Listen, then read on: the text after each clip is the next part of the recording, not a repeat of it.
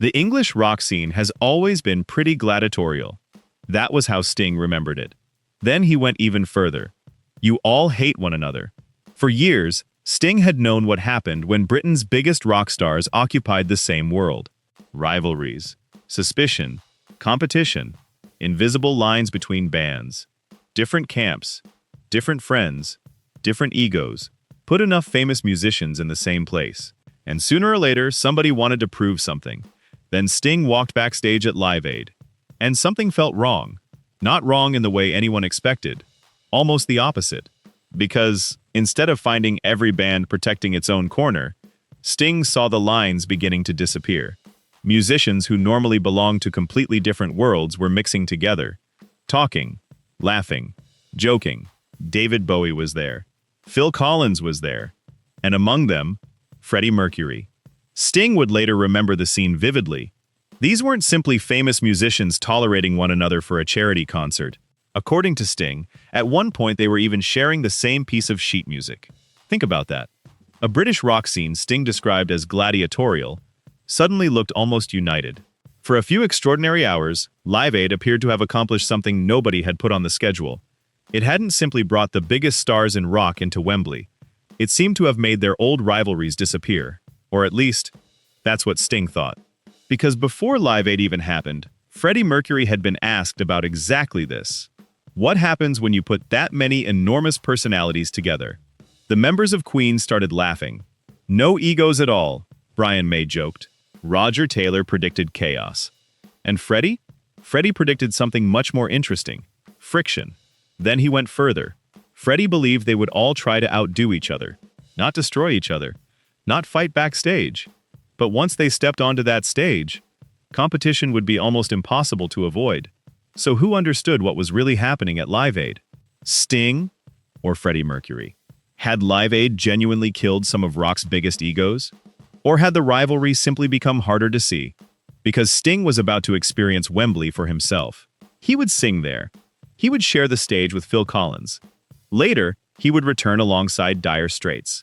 He knew what that enormous stadium felt like from the other side of the microphone. And for a while, everything Sting had seen seemed to support his theory. The barriers really were disappearing. The cause appeared bigger than the stars. Maybe Live Aid had changed the rules. But then Sting's time on that stage ended. He walked away. And not long afterward, Freddie Mercury walked toward it. Freddie sat at the piano. Queen began to play. And within minutes, something extraordinary happened. The same audience Sting had just faced began behaving differently. Freddie raised a hand. Thousands followed. He moved. They moved. He called. They answered. Until eventually Freddie barely needed words at all. One voice came from the stage. Tens of thousands came back. And suddenly, the question Sting thought Live Aid had answered became complicated again. Because this was supposed to be the day when individual egos became irrelevant. Yet Freddie Mercury was making himself impossible to ignore. And when it was over, people would do exactly what Live Aid supposedly wasn't about. They would compare. Who was best? Who owned Wembley? Who stole the show?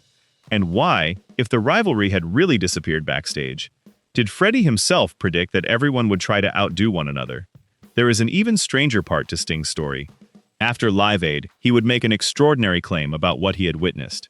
People were calling it his generation's Woodstock. Sting disagreed. He believed Live Aid had been more important than Woodstock. But to understand why he said that, and what Freddie Mercury had to do with the answer, you have to understand what really happened between those smiling musicians backstage and the moment they stepped through the curtain. There was something almost absurd about asking the biggest rock stars in the world not to compete. These were people whose careers had been built on competition. Charts, record sales, headlines, stadiums. Who was bigger? Who mattered more? Who would still matter 5 years later? And on July 13, 1985, many of them suddenly found themselves inside the same stadium. But Sting had another reason to be fascinated by what was happening. Because competition wasn't some abstract idea to him. He had lived through it inside his own band. The Police had become one of the biggest groups on earth, but behind that success were powerful personalities and increasingly difficult tensions. Sting was now stepping into something new. His first major solo era had begun, and almost unbelievably, The Dream of the Blue Turtles had been released in Britain just one day before Live Aid. So while Freddie Mercury waited somewhere inside Wembley with Brian May, Roger Taylor, and John Deacon, Sting was entering the stadium as a man discovering what happened when the protection of a famous band disappeared. That created a strange mirror between them. Sting was trying to prove there could be something after the police. Freddie was about to remind Britain what could still happen when the four members of Queen stood together. Neither man knew exactly how history would remember that afternoon. But Sting would later remember Live Aid as something almost transformative. Old barriers seemed to collapse. Musicians mixed. People who normally competed suddenly appeared united by something larger than themselves. And yet Freddie had predicted friction. That contradiction matters. Because maybe the mystery isn't whether Sting or Freddie was wrong. Maybe it's how they could witness the same event, see two completely different things, and somehow both be right. So decide before we go any further. When the world's biggest rock stars walked onto Wembley, were they genuinely leaving competition behind? Or were they still trying to destroy each other musically, only this time for a good cause? Sting believed something had changed. Freddie suspected they would still try to outdo one another. There is no comfortable middle ground. Unity? Or competition? Because by the time Freddie left that stage, one of those answers would become much harder to defend. Sting didn't need Live Aid to teach him what musical ego could do. He had already experienced it at extraordinarily close range. The police had conquered the world. But success hadn't made the personalities inside the band easier to contain. Contemporary interviews openly discussed their infighting, and Sting himself spoke about their egos getting in the way as their differences became harder to reconcile. By 1985, he was deliberately moving somewhere else, not merely recording another version of a Police album without the other two members. He assembled jazz musicians, including Branford Marsalis, Kenny Kirkland, Darryl Jones, and Omar Hakim. The sound changed. The chemistry changed. And Sting later explained that part of the attraction was precisely destroying the safe formula he already possessed. Then came the timing. His first solo album arrived in Britain on July 12. Live Aid was July 13. 24 hours separated the beginning of Sting's new identity from one of the largest stages he would ever face. And somewhere in that same stadium was Freddie Mercury. But Freddie had made the opposite choice. He could easily dominate attention as an individual personality. Yet Live Aid wasn't billed as Freddie Mercury. It was Queen. That distinction becomes important, because Queen had recently experienced its own difficult period. Criticism surrounding Sun City had damaged their standing in parts of Britain, and Live Aid arrived at a moment when the band had more to gain than their later mythology sometimes suggests.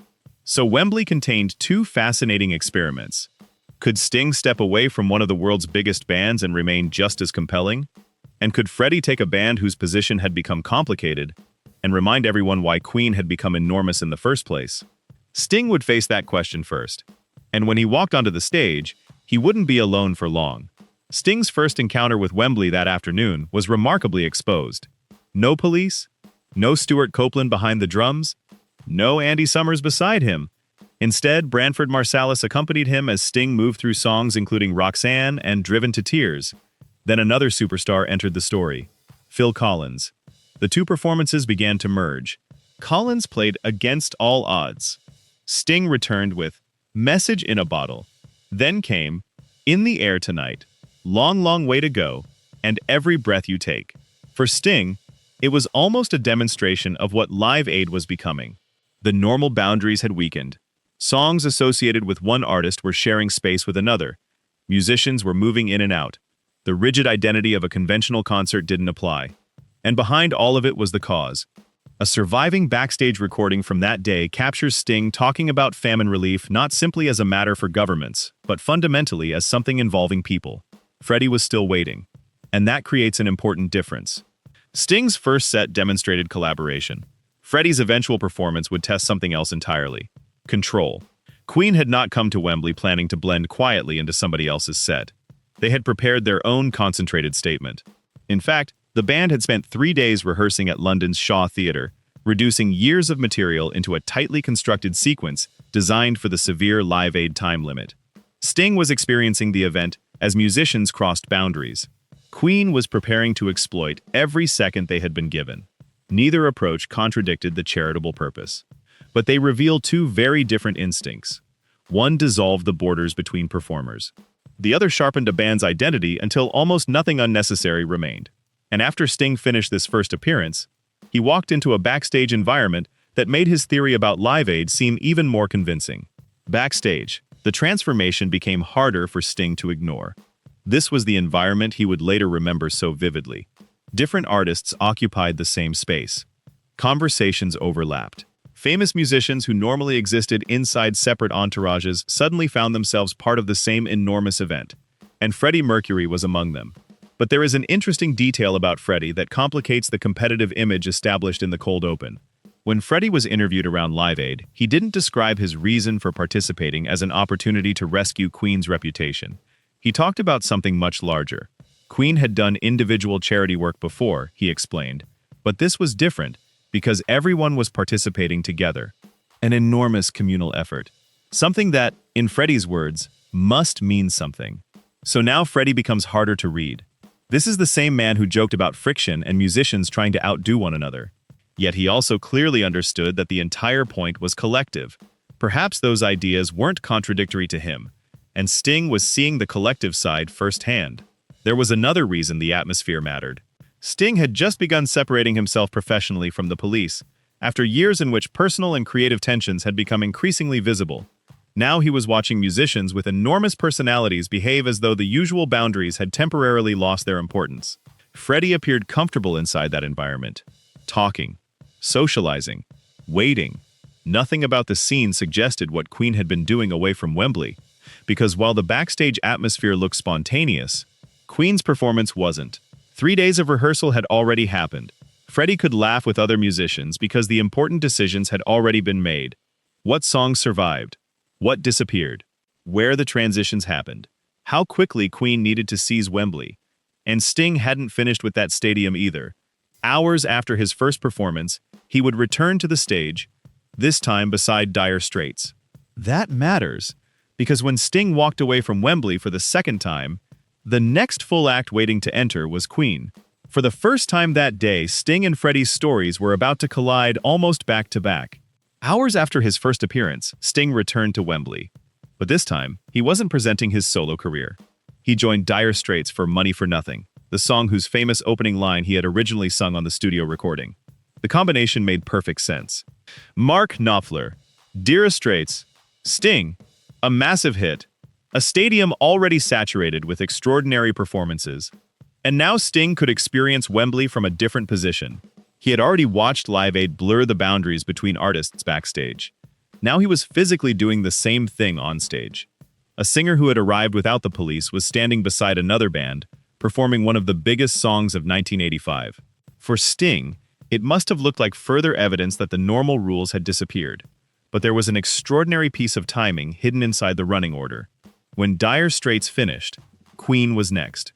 Not eventually, not several artists later. Next. Sting had just stood before the audience. Freddie Mercury was about to inherit. He knew how enormous Wembley looked from that stage. He knew the distance between performer and crowd. He had heard the noise coming back. Then Sting's part was finished. Equipment began changing. Musicians moved. And somewhere behind that stage, Freddie's waiting ended. This is where their two Live Aid stories finally touch, without us needing to invent a private confrontation between them. Sting had spent the day discovering what happened when artists surrendered some of their normal boundaries. Freddie was about to discover what happened when one performer erased the boundary between artist and audience. And there was one more difference Sting couldn't possibly measure yet. Money for Nothing was one of the biggest records of the year. Queen wasn't arriving with a comparable current smash dominating 1985. Freddie would have to reach backward into Queen's catalog and somehow make old songs feel like the most urgent music in Wembley. Then he walked out, and instead of immediately attacking the stadium, Freddie sat down. After everything Wembley had witnessed, Freddie Mercury began with something remarkably ordinary. A piano. No giant introduction. No elaborate speech.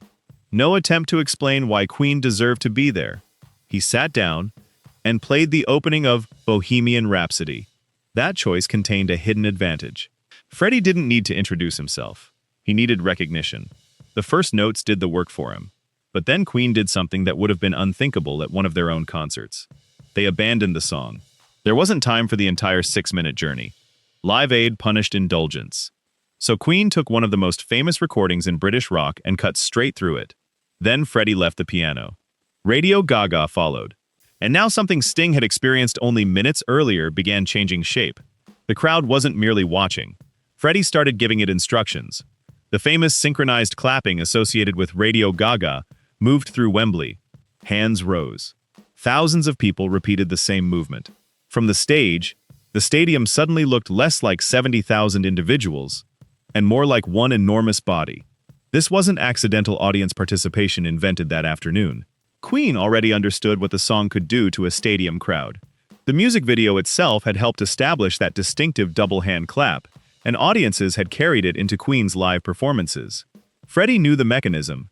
Live Aid simply gave him the largest possible machine to operate, and that creates an important distinction from Sting's experience. Sting had watched barriers between musicians disappear. Freddie was now making barriers between performer and spectator disappear. But he was doing it by becoming more dominant, not less. The contradiction at the heart of Live Aid was beginning to reveal itself. Unity didn't require Freddie to make himself smaller. It seemed to require the opposite. The more completely he commanded the stadium, the more completely the stadium became one. And Freddie had only just discovered how responsive Wembley was.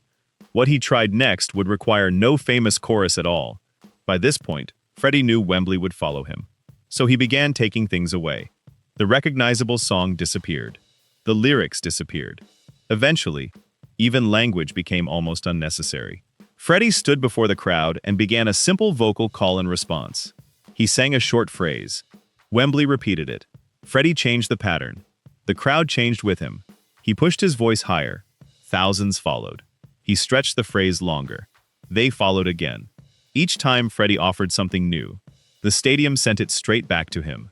This is where Sting's story takes on a completely different meaning. Earlier that day, Sting had performed "Message in a Bottle." The metaphor couldn't have been more appropriate for Live Aid. Send something out. Hope somebody receives it. But Freddie was now receiving the answer in real time. Sting had sent a message to the world. Freddie made the world answer. And he did it without telling the audience what the moment meant. There was no speech about unity. No explanation of Live Aid's purpose. No demand that Wembley admire Queen. Just communication stripped down to its most primitive form. One human voice. Thousands responding. And television carrying the exchange far beyond the stadium. This is also where Freddie's prediction about competition becomes more complicated. Was he trying to outdo Sting? There is no evidence of that. Was Sting standing somewhere watching every second and realizing he'd been defeated? We don't know that either. The real conflict was larger than a personal rivalry. Freddie had predicted that artists placed together would naturally try to surpass what came before them. And now Queen was performing with exactly that level of intensity. Yet the result wasn't division. It was extraordinary unity. Freddie's competitive instinct, if that's what we choose to call it, wasn't pulling the audience away from Live Aid. It was pulling them deeper into it. Perhaps Sting hadn't been wrong about the egos disappearing backstage. Perhaps Freddie hadn't been wrong about competition either. Maybe Live Aid had discovered a way to make both forces work at the same time. But Sting would later make an even more provocative claim. He wouldn't merely say Live Aid had united musicians. He would place what happened that day above Woodstock itself. And to understand why, we have to look at what happened after Freddie proved 70,000 strangers could respond like one. When Freddie Mercury walked off the stage, something had changed. And now Live Aid faced an irony nobody could control. The event had been created to make the stars serve the cause. But Queen had just reminded everyone how difficult it was to separate the cause from the star. Freddie hadn't simply performed songs. He had created images television loved.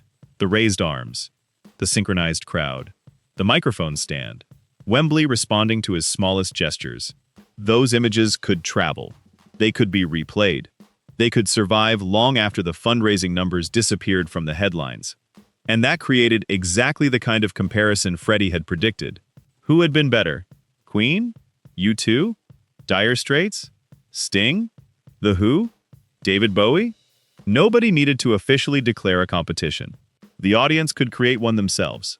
This is where Sting's memory of the backstage becomes fascinating. He wasn't imagining the unity. Artists really had crossed boundaries that normally separated them. Sting himself had demonstrated it twice, first sharing his set with Phil Collins and later appearing with Dire Straits. Freddie had socialized inside that same environment, but cooperation backstage had never guaranteed equality on stage. The moment the lights came on, every artist still brought everything that had made them famous. And Freddie brought something particularly dangerous: instinct. He understood stadium audiences almost physically. When to move, when to stop, when to sing, when to let the crowd do the work. The strange thing was that Freddie's dominance hadn't damaged Live Aid's message. It amplified the event. The better Queen became. The more people talked about Live Aid, maybe this was the contradiction Sting hadn't fully resolved backstage. Ego didn't necessarily have to disappear for unity to exist. Perhaps it only needed somewhere useful to go. And evidence from Wembley suggested the audience itself wasn't separating celebrity from charity as neatly as organizers might have hoped. That would make the argument even more uncomfortable. Outside the backstage bubble, another version of Live Aid was unfolding. And it wasn't nearly as idealistic. Contemporary reporting from Wembley revealed an uncomfortable detail.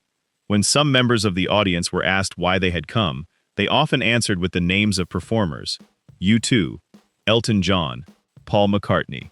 The stars were part of the attraction. Of course they were. That creates a question Live Aid could never completely escape. Were millions paying attention because of the humanitarian emergency, or because the world's most famous musicians had made it impossible to look away? Freddie sits directly inside that contradiction. Queen didn't help the cause by becoming less entertaining. They helped by becoming impossible to ignore. Every dramatic movement Freddie made kept eyes on Wembley. Every audience response created better television. Every memorable Queen moment became another reason for people around the world to remain connected to the broadcast. The very qualities that could be dismissed as rock star ego, showmanship, confidence, theatricality, the desire to own a stage, were suddenly useful. And perhaps nobody understood that paradox better than Bob Geldof. He hadn't assembled anonymous musicians. He wanted stars, massive ones, people capable of attracting audiences television executives couldn't ignore. Sting had spent the day seeing what happened when those stars cooperated. Freddie demonstrated what happened when one of them performed without surrendering an inch of his personality. That distinction matters. Live Aid didn't ask Freddie to stop being Freddie Mercury. It needed precisely what Freddie Mercury could do. And suddenly, his earlier prediction about musicians trying to outdo each other doesn't sound as cynical. What if everyone did try to be extraordinary? What if Sting wanted his songs to matter? What if Bowie wanted his set remembered? What if U2 wanted to connect? What if Freddie wanted Wembley in his hands? If all that competitive energy kept millions watching, then perhaps ego wasn't Live Aid's dirty secret. Perhaps it was part of the engine. And this may help explain why Sting later made his extraordinary comparison with Woodstock. After Live Aid, Sting was asked to make sense of what had happened. By then, one comparison was already becoming unavoidable. Woodstock. The legendary festival represented something enormous in rock mythology. Hundreds of thousands gathering together. Music. Counterculture. A generation believing it could change the world. People were already describing Live Aid as his generation's Woodstock. But Sting rejected the comparison in an unexpected way. He thought Live Aid had been more important, not necessarily because the music was better, not because Wembley had somehow erased what Woodstock represented. Sting's reasoning went deeper. Live Aid had demonstrated what could happen when music joined forces with modern mass media. Television, satellite technology, international broadcasting, famous musicians, millions of people receiving the same message almost simultaneously. Woodstock had brought an extraordinary number of people to one physical place. Live Aid had made physical location almost irrelevant. London could speak to Philadelphia. Wembley could reach living rooms thousands of miles away. And suddenly Freddie's performance becomes important to Sting's argument for a reason that has nothing to do with declaring Queen the winner. Freddie provided an almost perfect visual demonstration of the machine Sting was describing.